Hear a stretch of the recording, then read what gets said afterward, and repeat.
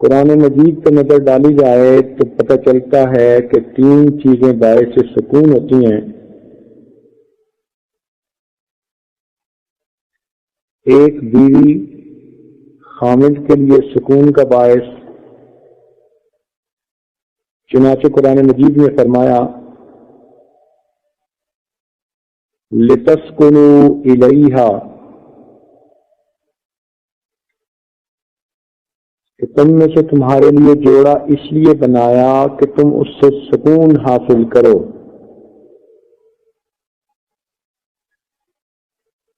تو ایک تو بیوی سکون کا باعث ہوتی ہے، دوسرا گھر انسان کے لیے سکون کا باعث ہوتا ہے، اس لیے اس کو مسکن کہتے ہیں جہاں انسان ٹھہرتا ہے، اور ٹھہراؤ کو سکون کہتے ہیں۔ وَسَكَنْتُمْ فِي بُيُوتِكُمْ، تو اس سے معلوم ہوا کہ انسان کو گھر میں بھی سکون ملتا ہے۔ اور تیسرا، اللہ تعالیٰ نے رات کو سکون کے لیے بنایا، وَجَعَلْنَا اللَّيْلَ سَكَنًا، اللہ تعالیٰ فرماتے ہیں کہ رات کو بھی ہم نے سکون کے لیے بنایا۔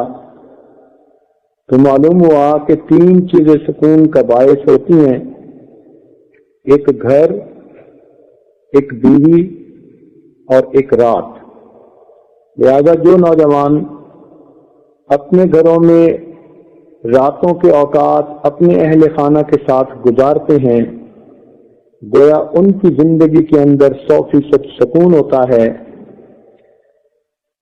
جو بیوی سے دور رہیں گے، یوں سمجھیں کہ وہ 33% سکون سے دور ہو گئے۔ جو رات گھر سے دور گزاریں گے اور 33% دور ہو گئے، اور اگر گھر ہی نہیں ہوگا تو اگلا 33% بھی چلا گیا۔ کامل سکون انسان کو گھر میں رات اہل خانہ کے پاس ہونے سے نصیب ہو سکتا ہے۔ لہذا جو نوجوان بچے اپنے دوستوں کی محفلوں میں گپے مارتے رہتے ہیں اور رات کا زیادہ حصہ گزارنے کے بعد فقط سونے کے لیے گھر آتے ہیں، ان کی زندگی کبھی پرسکون نہیں ہو سکتی۔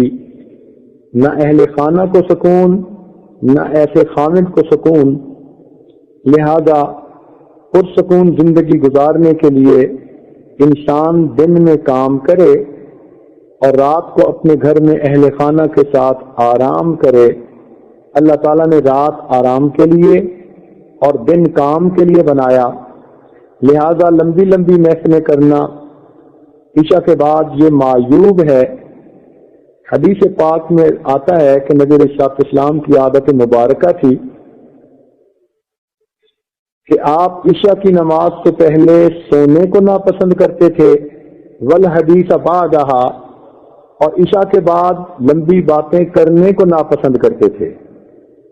ہاں کوئی دین کا پروگرام ہو تو اس کے لیے تو ساری رات گزر جائے پھر بھی تھوڑی ہے، لیکن عام عادت کے طور پر نبی علیہ الصلوۃ والسلام عشاء کی نماز سے پہلے سونے کو ناپسند کرتے تھے، اور عشاء کی نماز کے بعد زیادہ باتیں کرنے کو ناپسند کرتے تھے۔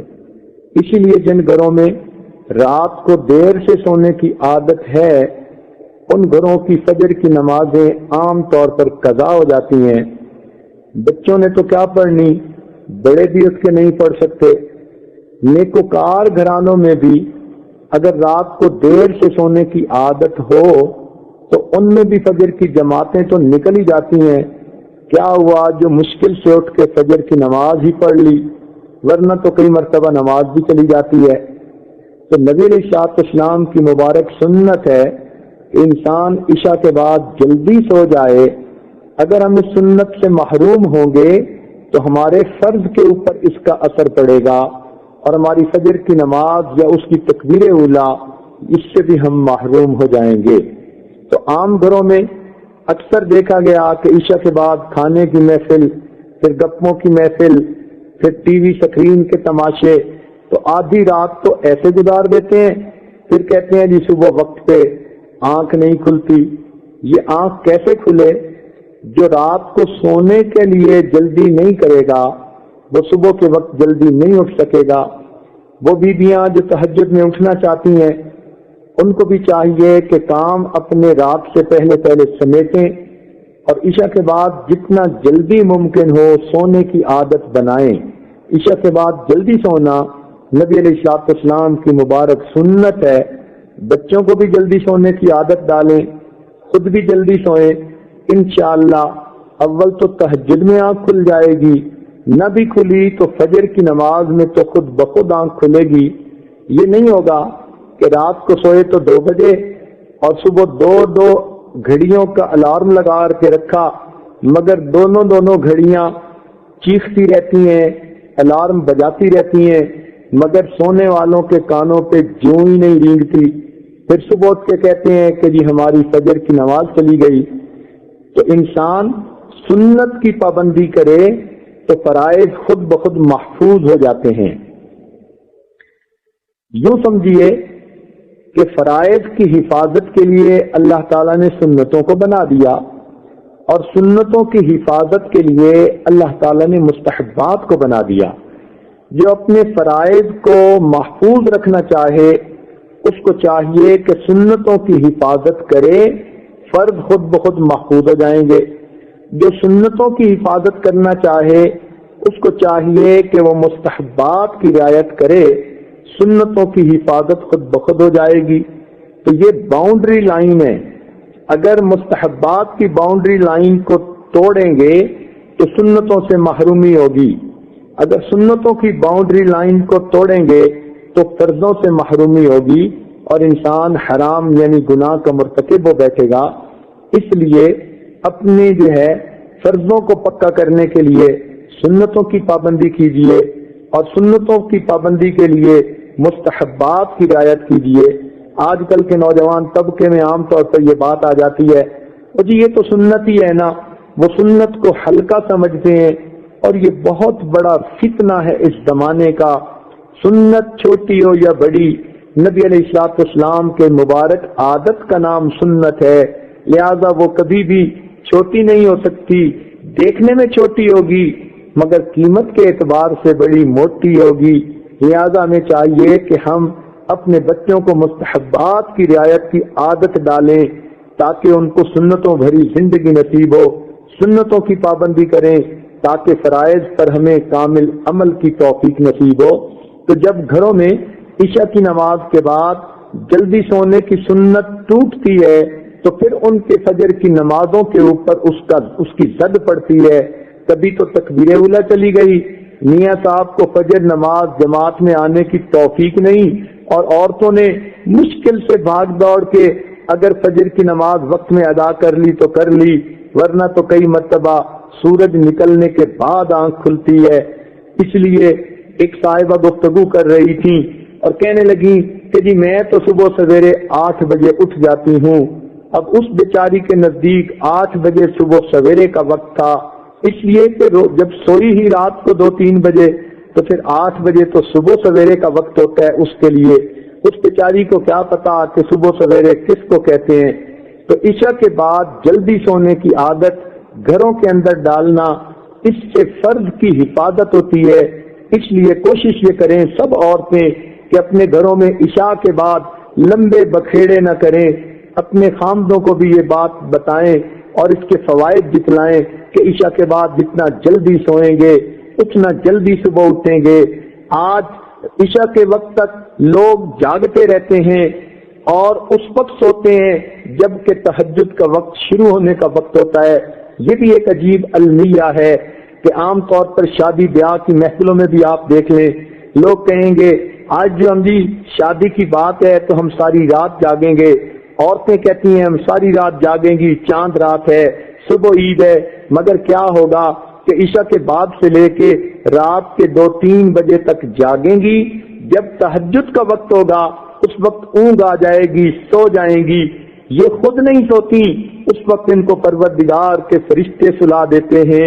چنانچہ حدیث پاک کا مفہوم ہے کہ رات کے آخری پہر کا وقت ہوتا ہے، اللہ تعالیٰ اپنے فرشتوں کو بھیجتے ہیں کہ جاؤ دنیا میں یہ میرے مقرب لوگوں کے جاگنے کا وقت ہے، فلاں اور فلاں یہ تو گناہگار اور غافل قسم کے لوگ ہیں، ان کو تھپکیاں دے کے سلا دو تاکہ اس وقت یہ نہ جاگ سکیں اور مجھ سے مانگے نہ، تاکہ یہ میرے مانگنے والوں کا وقت ہے۔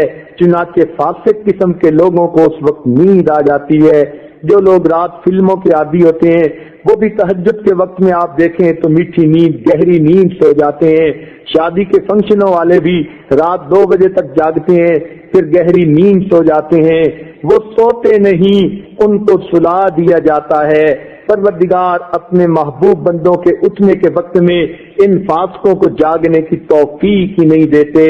تہجد کے وقت تو وہی جاگتا ہے جو اللہ کے پسندیدہ بندوں میں شامل ہوتا ہے۔ اتنی رحمتیں اور برکتیں ہوتی ہیں۔ ہمارے بزرگ فرمایا کرتے تھے کہ جو عورتیں صبح اذانوں کے وقت اٹھ جاتی ہیں یا وہ بے شک تہجد پڑھیں یا نہ پڑھیں اس وقت کی برکتوں سے حصہ ضرور پا لیتی ہیں۔ تو ہمارے پہلے وقتوں میں عورتیں عشاء کے بعد جلدی سو جاتی تھیں اور اذان سے کچھ وقت پہلے اٹھ کر اس وقت لسی بنایا کرتی تھیں۔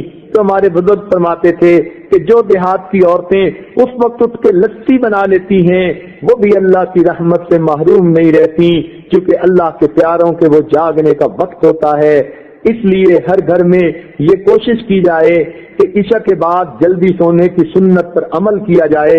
اس کے لیے دعائیں بھی مانگیں، اے مالک کی سنت سے ہمیں محروم نہ کر دے۔